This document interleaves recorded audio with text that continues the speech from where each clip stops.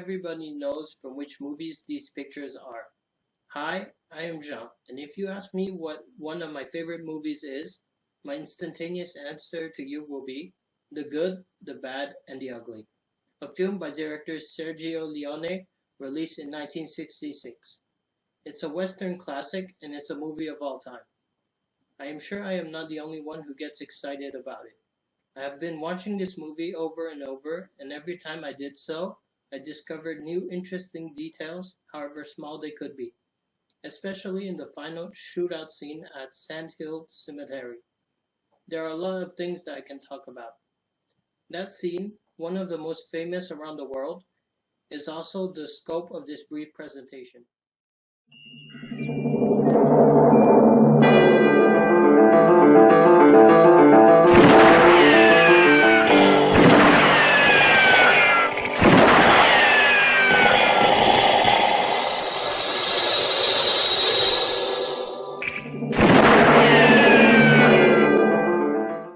Three guys are involved in this triangular standoff. Three guys are fighting for a loot of gold.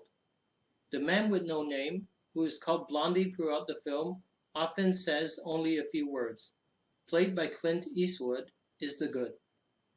A hitman for hire, nicknamed Angel Eyes, eccentrically loyal to his pay, played by Lee Van Cleef, is the bad. And finally, a Mexican bandit named Tuco, wanted in 14 countries for 32 charges against him, played by Eli Wallach, is the ugly.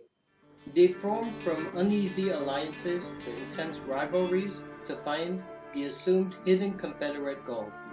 Leading to the final scene, the men meet at the Sand Hill Cemetery when Blondie offers to write the name of the grave where the gold is hidden on a rock, places it face down, and challenges the other two to a three-way duel.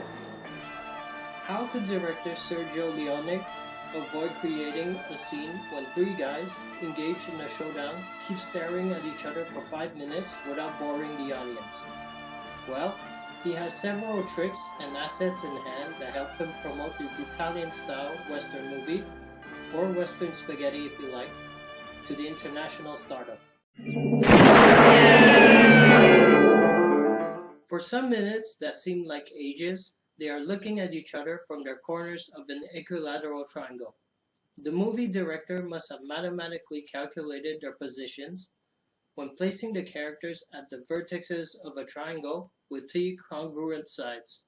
His pre-assumption is that each has an equal chance to win or to lose. No one has more advantages or disadvantages than others. No words, no quotes, no dialogues, and no idea of the outcome. The tensions are rising every second.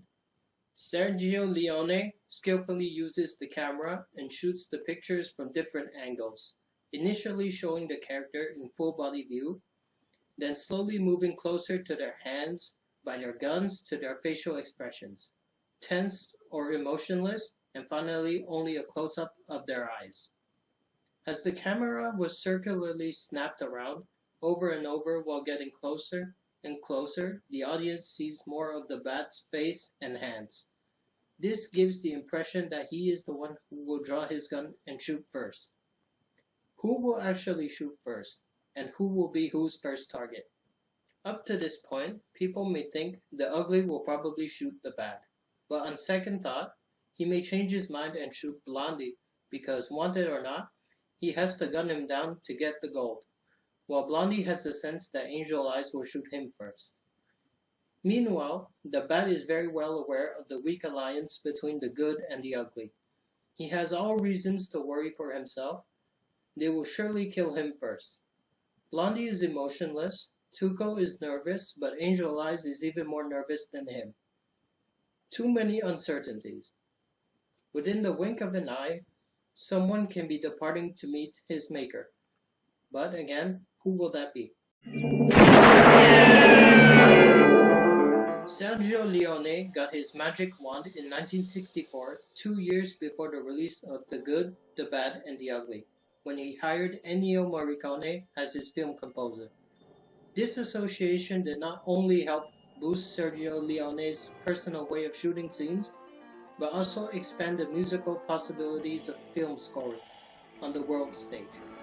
Even though Morricone never set foot outside of Rome and learned to speak English, it was said that Ennio Morricone had to use gunshots, cracking whips, whistles, voices, Jews' harps, trumpets, and the new Fender electric guitar, all of those unusual musical instruments, instead of a full conventional orchestra due to budget restrictions. Yet, no one would imagine this approach would become a sounding success. Ennio Morricone continued to win the hearts of the audience by means of a perfect handshake with the shooting angles of Sergio Leone. When watching the final shootout, viewers hear the background music span from far to near, with dynamics on the rise, from a few footstep noises to a soft melody that keeps gradually growing louder and louder, until it reaches its peak and suddenly stops. Then, the deciding gunshot follows right after. Oh!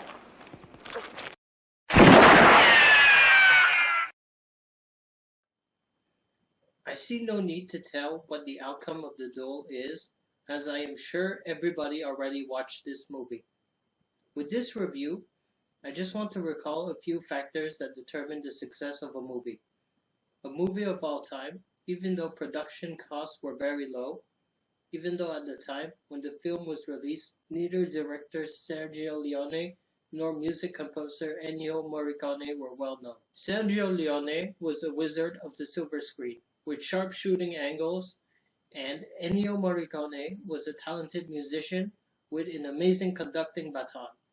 Together, they have won the hearts of the audience when they watch the good, the bad, and the ugly, not just once, but over and over again. Once again, my name is Jean, and thank you for watching.